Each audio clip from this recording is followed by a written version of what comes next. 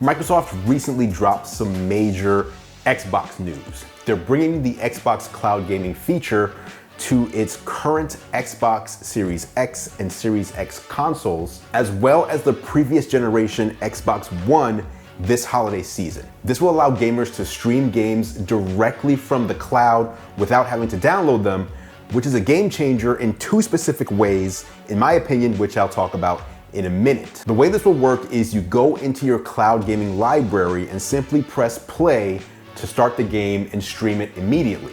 Of course, you'll still have the option to download and install it locally if you prefer. Now, this will work with more than 100 Xbox Game Pass titles and will be available as part of the initial xCloud integration. Hit subscribe to join the other 230,000 people who are staying up to date on all future videos, and let's get into the benefits of this news.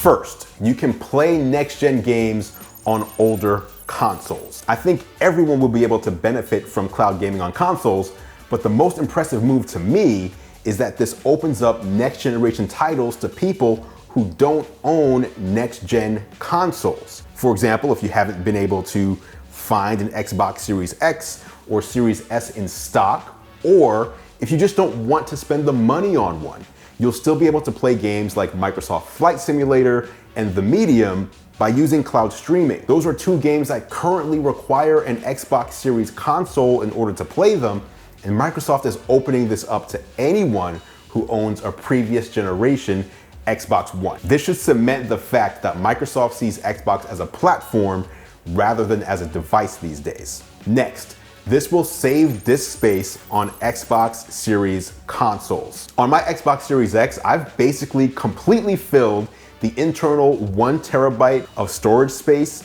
and also a 1 terabyte expansion card. 4K next generation games are massive. With cloud streaming, not only are you saving the space, you're also saving the time it takes to download these huge titles. Now, there is one downside to this, which I'll talk about in a moment. But next, you're also able to jump into multiplayer games instantly. One of the coolest parts of Xbox Game Pass for me is that you and anyone else who you're friends with all have access to the same library of games. I remember the days well where I'd buy a multiplayer game excited to play online with my friends, but then I'd have to try and convince them to buy the same game too. Game Pass removes that barrier. So with cloud streaming, I can be anticipating the release of Back 4 Blood, which I am, and when it drops in October, I can invite any of my friends who also have Game Pass to join me for multiplayer,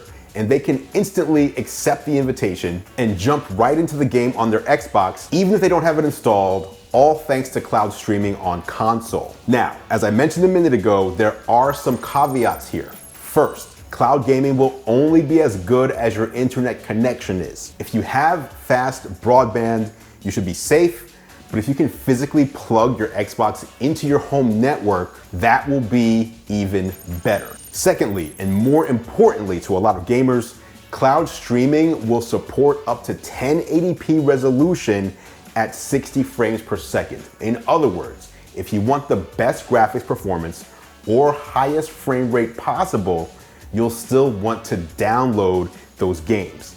Don't expect to see 4K streaming or 120 frame per second support in cloud gaming for quite a while. Still, this is a great way to try games before you download them, and a really cool way for owners of older Xbox hardware to join in the fun of the exclusive next-gen games that will be added to Game Pass and xCloud. If you want to get an early look at how it will all work, you can sign up for Xbox Insiders to test out cloud gaming for consoles prior to the full release later this year. Let me know what you think.